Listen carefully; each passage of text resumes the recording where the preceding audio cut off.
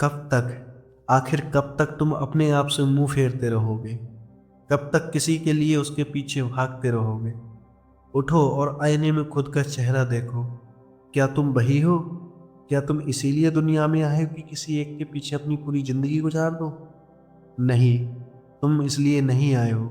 ओशो की ये शब्द सुनो और अपने आप को मूव ऑन करो। ओशो कहते हैं, हम सब भिखारी हैं।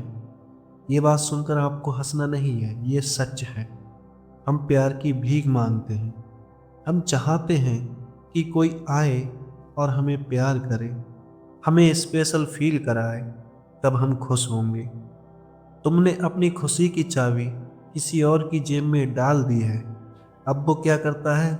जब उसका मन होता है तो चाबी घुमाता है और तुम हंसते हो, और जब उसका मन होता है तो वह चाबी निकाल लेता है और तुम रोने लगते हो, क्योंकि तुम एक गुलाम हो।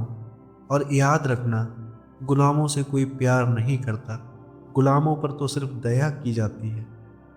जिस इंसान के पीछे तुम भाग रहे हो ना, वो तुमसे दूर इसलिए भाग रहा है क्योंकि तुम बार बार उसके पीछे भाग रहे हो, और पीछे भागते हो जिसके, वो तुमसे पीछा छुड़ाना चाहता है।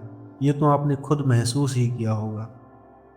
चलिए मैं आपको एक सुंदर सा उदाहरण बताता हूँ। ओशो कहते हैं, जब जंगल में फूल खिलता है तो वो ये नहीं देखता कि कोई उसे देखने आ रहा है या नहीं। वो अपनी मस्ती में खिलता है।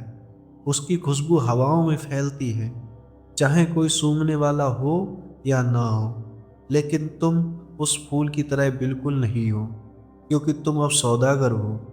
तुम कहते हो मैंने तुमसे प्यार किया तो तुम भी मुझे प्यार करो।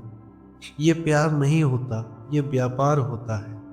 ओशो कहते हैं, खुद से प्यार करना ही असली क्रांति है। जब तुम खुद के साथ खुश रहना सीख लेते हो, तब तुम्हें अकेले कमरे में डर नहीं लगता, बल्कि आनंद आता है। तब तुम सम्राट बन जाते हो। और याद रखना, दुनिया सम्राट के पीछे भागती है, भिखारी के पीछे नहीं। अब सवाल है कि मूव ऑन कैसे करें। मूव ऑन का कड़वा सच ये है कि तुम उसे माफ कर दो और खुद को स्वीकार कर लो। ये मत सोचो कि उसने तुम्हें धोखा दिया। ये सोचो कि उसका आपकी ज़िंदगी में क्या रोल था। वो बस एक फिल्म थी जिसका हिस्सा था वो, और वो फिल्म अब ख़त्म हो चुकी है। वो क्यों गया? वो इसलिए गया ताकि तुम खुद से मिल सको।